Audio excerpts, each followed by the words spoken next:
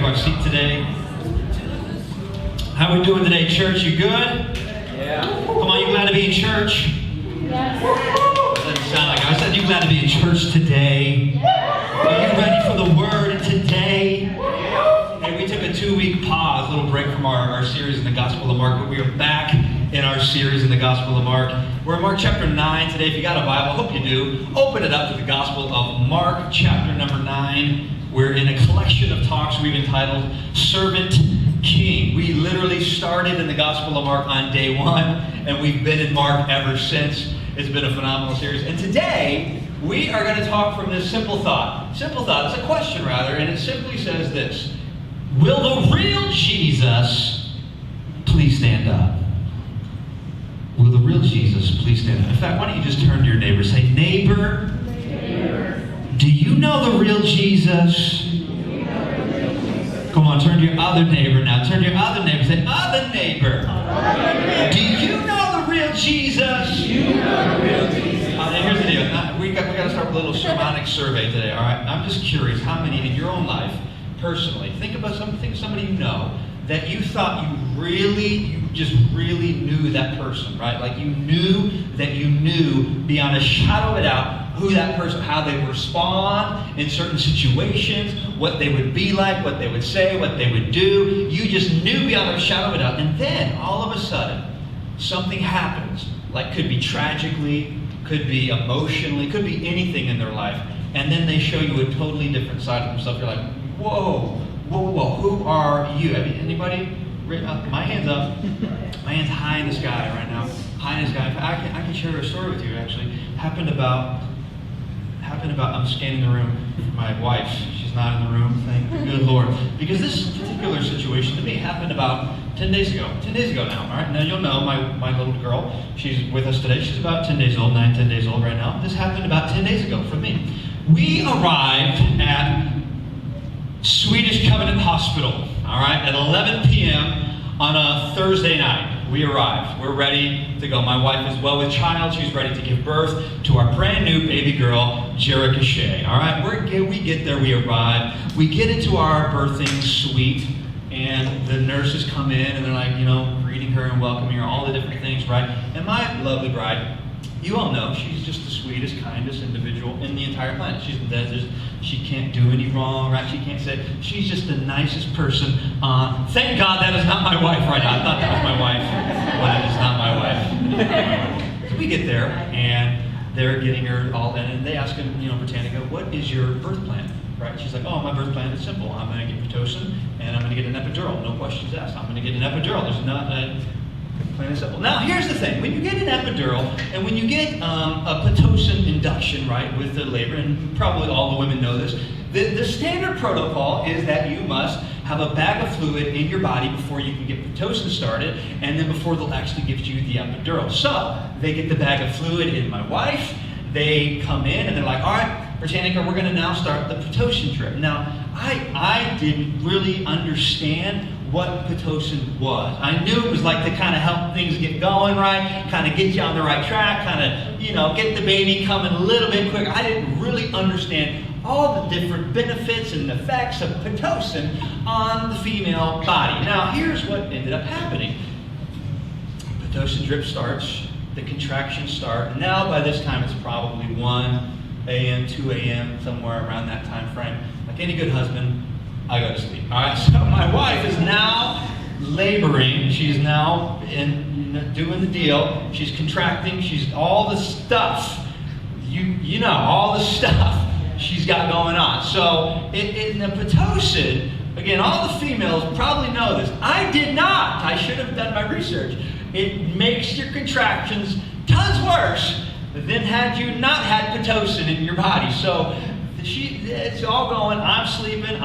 I'm asleep on the couch, and the contractions are getting worse and worse and worse and worse and worse. Now, here's what my lovely bride failed to ask: how soon after I get the Pitocin can I get my epidural?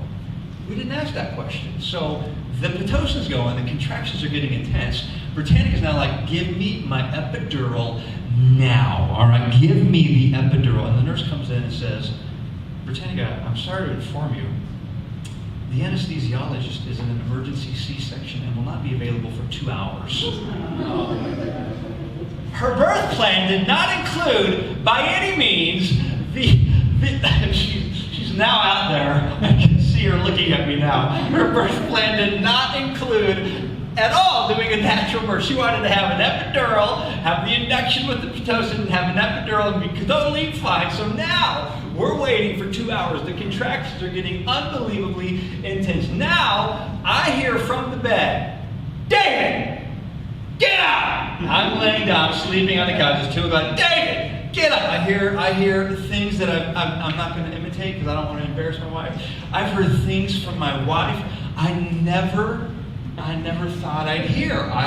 She was beautiful and radiant and glowing and pregnant, but she was different than I had ever seen. She was saying things to me I never heard her say before. And this is the woman I've been married to now for 10 years. This is the woman I've spent 15 years of my life with. I know this woman. I know how she'd respond in certain situations. I know this woman. And now all of a sudden I'm faced with this reality of this individual. I had no idea. Now here I learned a valuable lesson, because the anesthesiologist finally gets free. She comes in to the room, gives my wife an epidural, and all throughout the process, I'm now at the bedside with my wife. And I thought guys were making this up when they talked about like superhuman strength. I thought they were lying. I thought it was all like for effect and whatnot. So I'm at the bedside with my bride. She's there contracting and all the stuff right going on there, and I give her my hands to hold, because I'm like, I get it, babe. I understand totally, right? And I don't really, but so I give her my hands, and she starts squeezing them, and I'm like, oh dear Lord. I didn't know the strength existed in my mind, and I learned a valuable lesson that day in the hospital. She hurt my hands. She literally hurt my hands really, really bad. I learned a valuable lesson. You should never, when your wife is going through a natural birth delivery, against your will, you should never ask the doctor for Tylenol for yourself. You should never, excuse me, can I get Tylenol? My hands are a little kind of falling asleep. You should never ask, because the look I got from my wife and the look I got from the nurse was like, it was something I had never want to see again in my life. I thought I knew this woman, and now all of a sudden I see a totally different side of her I had never, ever seen before. Now this is a crazy story to kind of get us into the Gospel of Mark here. This is what we have going on. Jesus is now, let me set the stage for us here. Jesus has been on the scene now. We're about 6 months away from Jesus' death and his resurrection. Now, at this point in the Gospel of Mark, he spent the first 8 chapters of the gospel ministry in the book of Mark doing miracles, performing signs, casting out demons, going around preaching the gospel. He spent the first 8 chapters of the book just doing that. Now, the next 8 chapters of the Gospel of Mark, Jesus is going to prepare the disciples for his departure. There's going to come a moment. In Mark chapter 8, he says this: Jesus spoke plainly to them. At the end of the chapter, he says Jesus spoke plainly to his disciples. Now, these disciples had walked with Jesus. They knew Jesus. They were his posse. They're his road dogs. They're the ones that have seen Jesus through thick, through thin. They've seen him perform miracles. They've seen the sermons he has preached. They have been with Jesus. They know this guy better than anybody else. And now they're faced in Mark chapter 9 with this reality that they really didn't know Jesus at all. Mark chapter 9. We're going to pick it up here in verse number 1. If you got it, say, I got it. Come on, say, I got it. I got it. Everybody should got it, because it should be up here on the screen here. Again, really, really quick, just as a backdrop to what we're about to read, what we're talking about today, what we're going to read is commonly referred to as the Transfiguration of Jesus. Now, don't feel bad, but if you've ever heard of this story where Jesus was transfigured, would you just raise your hand? Like he was a totally different. Yeah, we got a few in the room. Most have not, because this is not a popular passage of Scripture. But this is commonly referred to as the Transfiguration of Jesus, where literally Jesus is transformed in front of a few select disciples that he took up onto a mountain. And what we're referring to really is kind of, we would refer to it as the glory of God. The glory of God. Maybe you've heard, like you've been around church a little bit, and you've heard that term before, that phrase before, the glory of God. And it's written all throughout the Old Testament, all throughout the New Testament. And it's funny because if you were to ask a normal Christian, hey, could you describe to me the glory of God? Most of us would be like, maybe. Yeah, it's like it's God. It's like who God is. You know, it's hard to describe and wrap your minds around this idea that this is the glory of God resting in a particular spot, so that people can actually understand it. So, for our purposes today, we're going to define the glory of God as this: the glory of God is who God is, and it's what He does. God's glory is simply defined as who He is and what He does, and the way He expresses His glory is in two ways. He'll do it through light, and He'll do it through a cloud. And we're going to see both of those here today in our story. Through light and through a cloud. Let's pick it up here in verse number 1. Mark chapter 9, verse 1 says this. And He said to them, truly, I say to you, there are some standing here with me who will not taste death until they see the kingdom of God after it has come with His power. Verse 2. And after 6 days, everybody say 6 days. 6 days. Jesus took with Him Peter, James, and John, and led them up on a high mountain by themselves. Jesus took Peter, James, and John, and led them up on a high mountain by themselves. Why those three?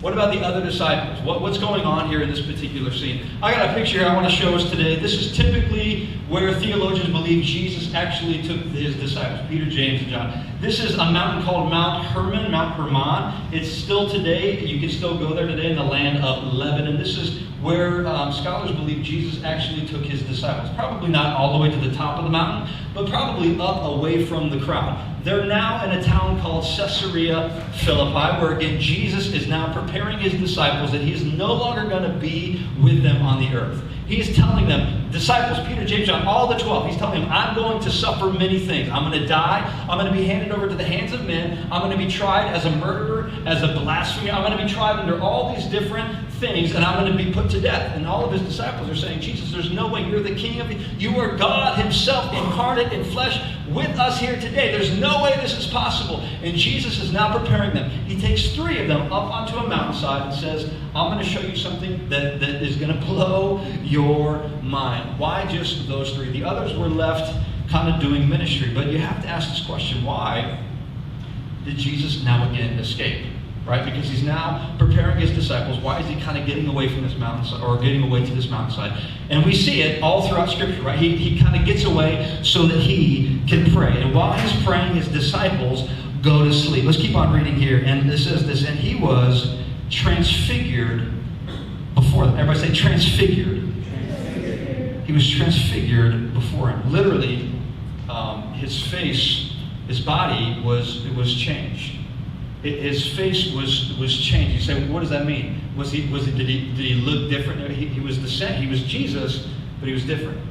He looked the same, but He was different. Paul says this: the earthly are of an earthly kind, and the heavenly are of a heavenly kind. It lets us know this: that in heaven we're going to be recognizably the same. Like you're going to be like, "Yo, Pastor David in heaven." You're going to recognize me, but I'm going to be different. We're going to have we're going to have a heavenly body. We're going to have we're going to be the same. We're going to be recognizable, but we're going to be totally different. And Jesus now is transfigured before them. What does that mean? What does that look like? How can we wrap our minds around this? I don't know that we really can.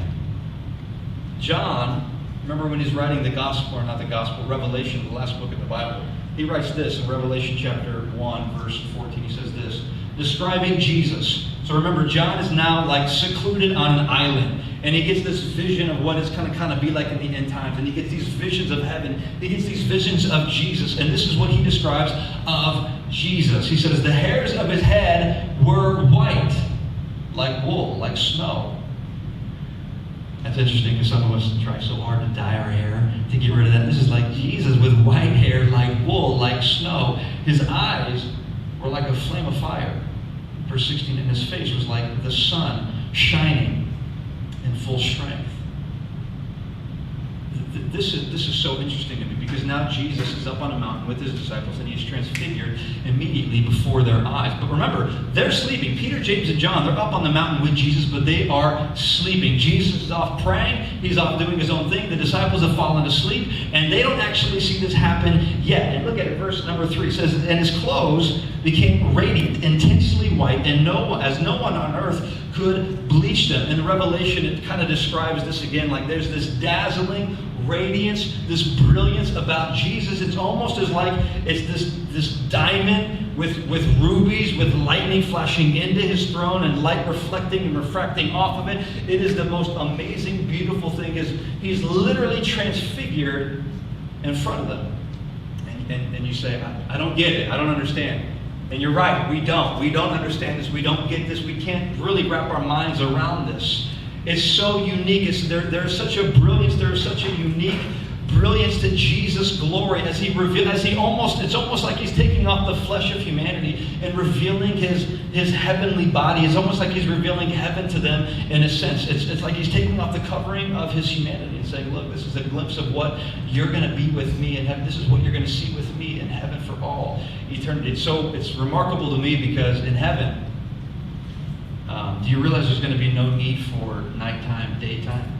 It will be continually light. It'll be continually light because Jesus' light, as it's described here, as we see it here, there's this radiance, this brilliance about it. It's unbelievable. And Peter, he writes a couple books in the Bible. First, 2nd Peter, right? And he kind of reflects on this. I want to read this verse to you from 2nd Peter. It says this: Peter's reflecting upon the moment he saw Jesus transfigured. He says, "For we were not making up clever stories when we told you about the powerful coming of our Lord Jesus Christ. We saw his majestic splendor with our own eyes. When he received honor and glory from God the Father, the voice from the majestic glory of God said to him, 'This is my dearly beloved Son, who brings me great joy.'" Peter sees what's kind of going on here. And verse 4 says this: "And there appeared to them Elijah with Moses, and they were talking with Jesus." Let's just kind of get the scene here for a second. All right. So Jesus takes Peter, James, and John up on a mountain. He's like, "You three, come with me." Jesus gets away by himself and he goes and prays. And immediately upon praying, he is transfigured. His face is now glowing. His clothes are now white as can be, as no one can bleach them. His disciples are still sleeping. And now all of a sudden, Elijah and Moses appear on this physical mountain, Mount Hermon. Now they appear before them, right? And now all of a sudden, Peter, James, and John are kind of like, they begin to wake up, right? They begin to wake up. Peter begins to see what's going on, and it's unbelievable because in the moment Peter sees it, he says this in verse 5, "And Peter said to Jesus, 'Rabbi, it is good for you that we are here. Let us make 3 tents, one for you, one for Moses, and one for Elijah.'" Just imagine this. We read over this so quickly. Imagine the scene. Peter wakes up. He sees Jesus. He thinks it's Jesus, but he's like, Jesus looks different, and he's like glowing, and his clothes are radiant and brilliant and bright, and there's lightning, and it's reflecting and refracting, and now all of a sudden there's Moses, and there's Elijah. And how does he know Moses and Elijah? It's not because they're wearing name tags, right? It's because they are simply identifiable. They are known in their heavenly bodies. He sees this all going on. And Peter, he's like the ADD. He's like the guy who's always running his mouth. He's always talking. He's always cutting people's ears off. He's always getting in front of Jesus. He's like, "Jesus, you're not going to die." And Jesus says to Peter, "Get thee behind me, Satan." He's that guy always running his mouth. And he says to Jesus, remember, Jesus is there, totally transfigured. Moses has shown up now. And now Elijah is there. 3 guys are on this mountain having this crazy conversation. And Peter says, "Rabbi, it's good for you that I'm here." Why? Because I'm going to make you 3 tents. I'm going to make one for you, Jesus. You're going to be in the middle, right here, a little bit bigger because you're better than Moses and Elijah. And then I'm going to come up here and measure Moses, measure Elijah, get a tent for them. It's good for you that I am here, Jesus. Rabbi, so good that I'm here for you. This is amazing. Just imagine the scene. Jesus is transfigured before them. There's Moses, there's Elijah happening now on this mountain. Look at verse 6. or verse 5, Rabbi, it is good for you that we are here. Let us make 3 tents, one for you, one for Moses, one for Elijah. Verse 6, for he did not know what he had to say, for he was terrified. You ever known a person like that? Like they don't know what to do in certain, like they get kind of freaked out in certain situations, and all they do is they just run their mouth. They just talk. That's Peter. That's just Peter to a T. He's like freaked out. He's like, he doesn't know what to do because he sees Jesus, but Jesus is different. He knows Jesus, and yet he looks different. He knows Jesus, and yet he is totally different. And now all of a sudden Moses and Elijah appear, and Peter's like, what is going? You have to believe. He's like, James, John, there's Jesus, and there's Moses, and there's Elijah up on this mountain with us, right? You have to believe. Like he's freaking out. And he didn't know what to say. But he's terrified. And then God weighs in, verse 7. And a cloud, remember that cloud we talked about, the glory of God, descends upon. How can God display his glory for you and for I to see? Oftentimes he'll do it through light, and oftentimes he'll do it through a cloud. So here all of a sudden, a cloud, verse 7, overshadowed them.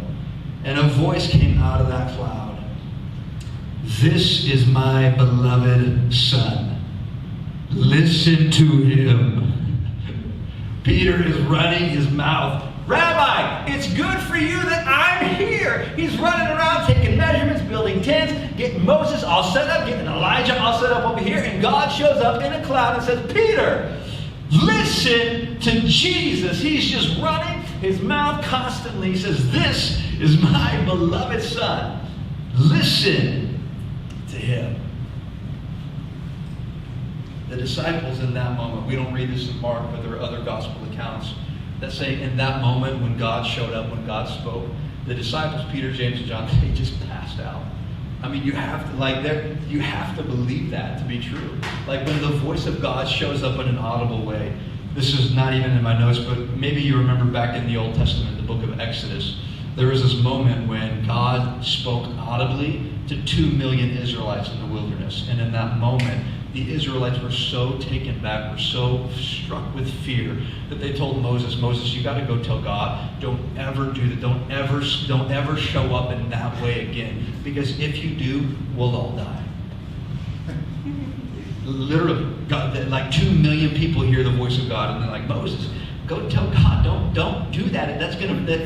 They pass out. Peter, James, and John, they literally pass out from fear. Jesus comes and rises. He gets them up. He's like, guys, don't be afraid. Look at verse 8. And it says this, and suddenly looking around, they no longer saw anyone with them, but Jesus only. And they were coming down from the mountain, and he charged them. Let's back up here real quick. What were Moses and Elijah doing there?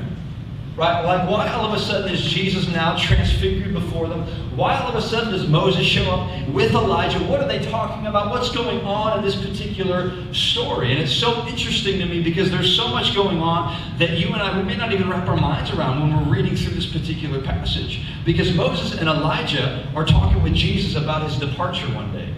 That 6 months from that moment, Jesus is going to die, he's going to be raised again, and he's going to be in heaven. And why Moses? Why Elijah?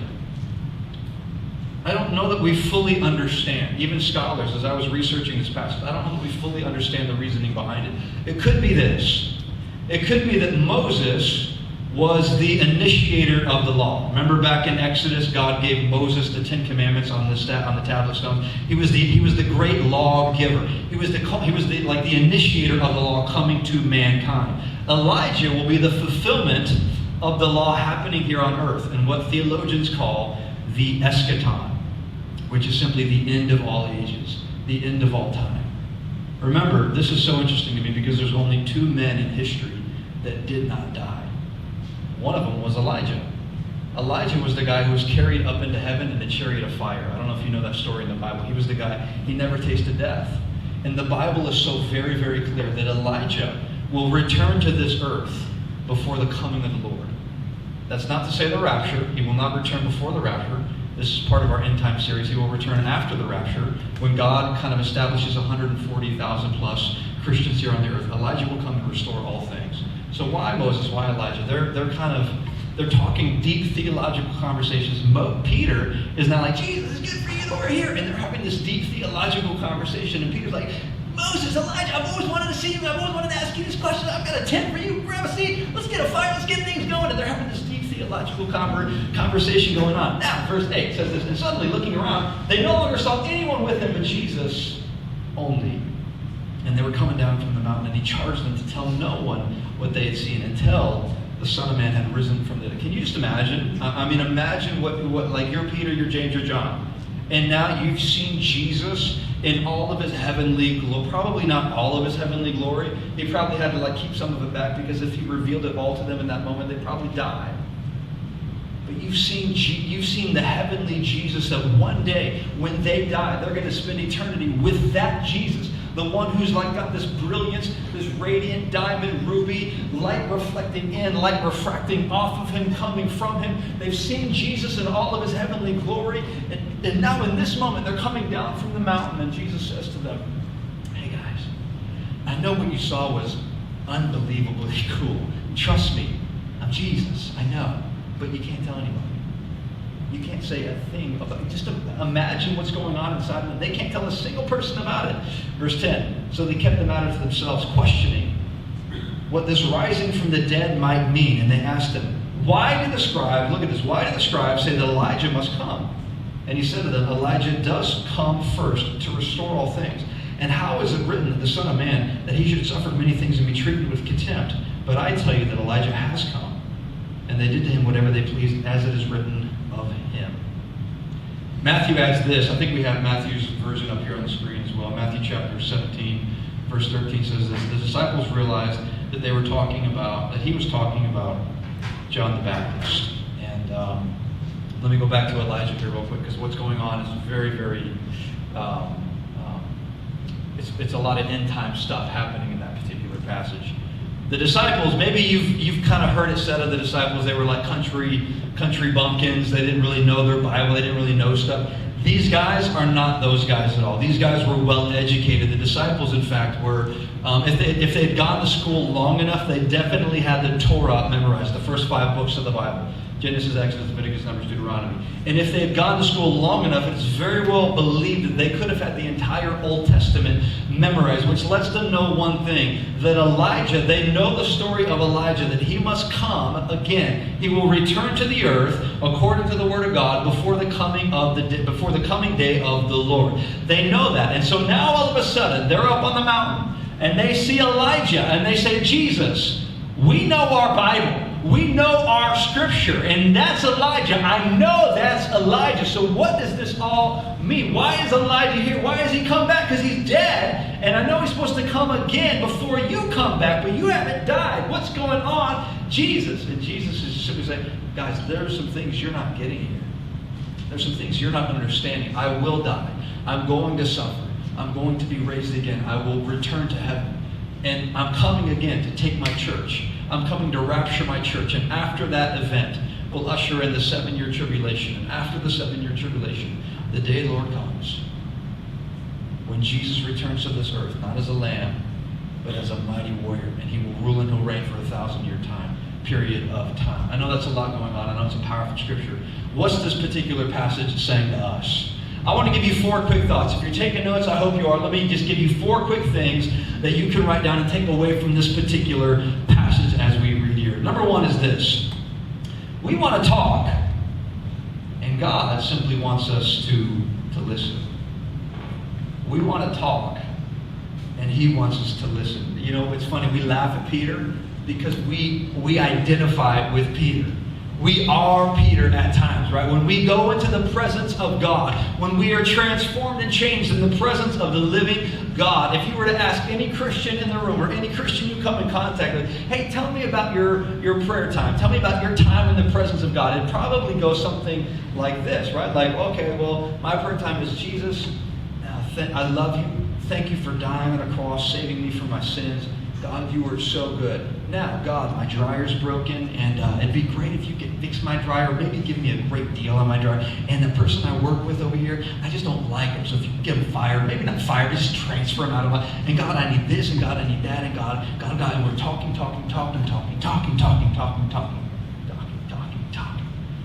the presence of God. And what we can learn from this passage, we want to talk. And God simply wants us to listen. Can I ask you a question? What's God speaking to you?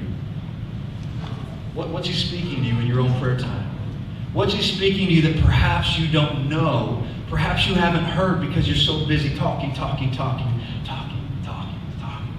Or perhaps, what is God speaking to you personally right now that you don't even know about because you're not in the presence of God at all? Oftentimes when we come into the presence of God, when we find ourselves face to face with the Son of God, with Jesus Christ Himself, we are in the presence of God. And we find ourselves talking. And all God is wanting you to do is just to listen. Because as you listen, God will transform and change your own life. You can then go and change and transform this world. We want to talk. He wants us to listen. There's a second thing is this. We want to work, and God simply wants us to worship. We want to work, and God simply wants us to worship. Remember the scene? Remember the story there of Peter? Peter is now like he is in the glory of God Himself. He is now inundated by a massive cloud. He sees and he hears the voice of God, and he sees like Jesus Christ in all of His heavenly glory. And now what is his first response? I'm just going to work. I'm just going to go. I'm going to get Jesus a tent. I'm going to get Moses and Elijah a tent. I'm going to do. I'm going to get all this stuff done. And we want to work. We want to get stuff done. Right? We want to just get stuff done. And God said, just stop. Just stop and worship. It's so interesting the way it translates in our day and age. Because often, if we're not careful, in the church especially, we can get so caught up in serving and in volunteering and in checking off our spiritual to-do for the week. Hey, you know what? I went to church. I got there, and that's good enough for me. That's my spiritual thing for the week. I got it done. Or, hey, you know what? I served today. I filled out name tags, and I got my spiritual thing. Or I sang on the team, and I got my spiritual thing done. I work. I get stuff done. And we can often make this relationship with God all about what we do to earn His favor. And it's not that at all. God, we want to just work. We want to show our worth to God. We want to try to gain God's favor by working, by doing, by getting stuff done, by getting to church, by doing all these things. And what we've done is we've made our relationship with God works-based, not faith-based. We want to work, and God's saying, just stop. Just worship. Now, is serving part of it? Yes, absolutely. Can we serve God with a whole heart? Absolutely. Am I saying don't serve? Am I saying don't go to church? Am I saying don't volunteer? No. Not at all. But if we make it all about what we do to gain God's favor, we miss the entire point of the relationship with Jesus Christ. We want to work. God simply wants us to worship. The third thing is this.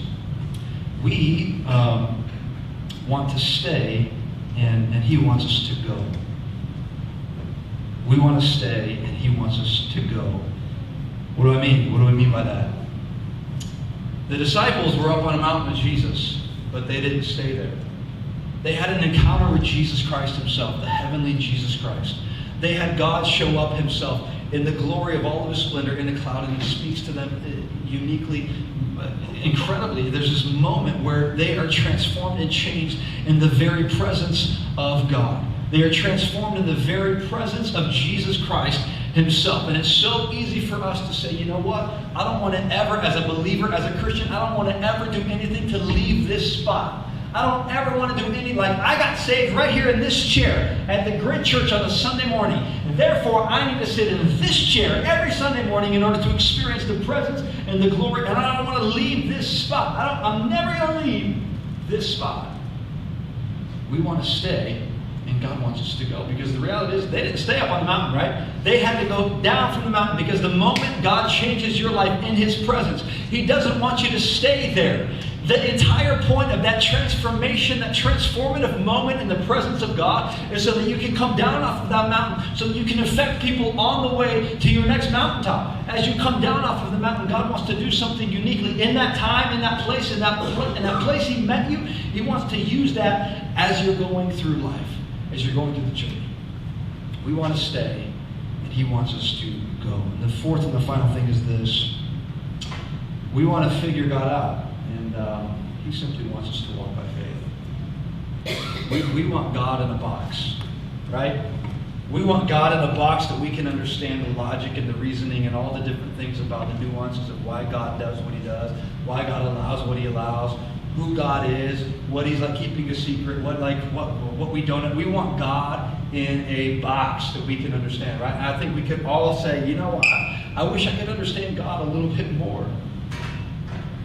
And all He wants us to do is simply just trust.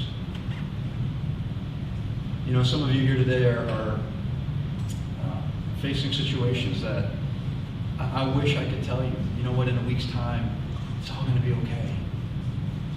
When you get that doctor's report, it's all going to be okay. When you hear from whatever, it's all going to be okay. And the reality is, it may not be. And in the moments when it's not okay, in the moments when we want to figure out why it's happening to me, why my family, why this, why did that happen, why, when we want to figure God out, are we still willing to say, God, I trust you. I trust you even though I don't understand why. I trust you even though I don't get it, even though I'm not understanding. We want to figure God out. We want to figure out the God of the universe. And the reality is this: our finite minds, our limited understanding will never understand the glory and the splendor and the brilliance of an infinite God. But in those moments, will you still trust? In those moments, will you still say, God, I trust you no matter what? Would you bow your heads with me today?